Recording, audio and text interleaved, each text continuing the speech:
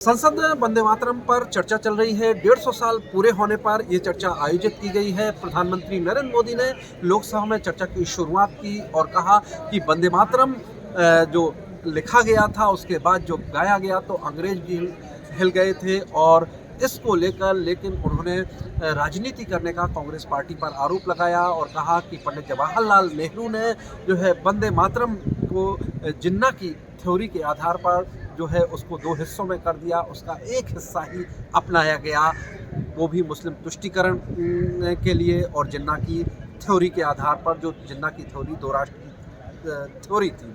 बहरहाल प्रधानमंत्री नरेंद्र मोदी ने इस पूरे मामले पर कांग्रेस पार्टी, पंडित जवाहरलाल नेहरू जो है और उनकी मुस्लिम तुष्टीकरण की नीति को जिम्मेदार ठहराया। कांग्रेस की तरफ से प्रियंका गांधी वाड्रा ने लोकसभा में जो है जवाब देने की शुरुआत की और कहा कि प्रधानमंत्री नरेंद्र मोदी जिन तथ्यों को दे रहे हैं वो सही नहीं है, वो अच्छे वक्ता हैं लेकिन तथ्य उनके पास सही नहीं है।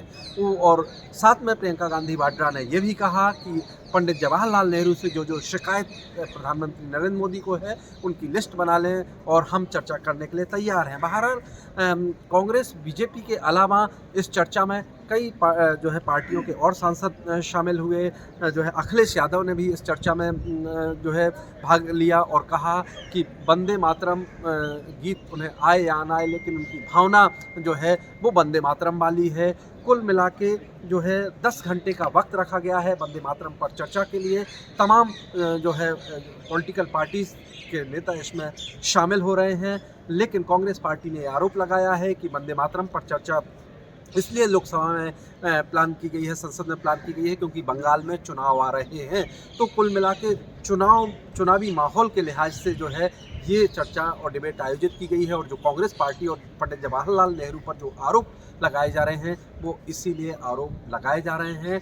अभी ये चर्चा लोकसभा में हो रही है और लोकसभा में ये चर्चा पूरी होने के बाद जो है वंदे मातरम पर चर्चा राज्यसभा में भी होगी। वंदे मातरम के 150 साल पूरे हो गए हैं और उसी लिहाज से संसद इस पर चर्चा कर रही है और याद कर रही है। ब्रह्म प्रकाश दुबे, जी मीडिया।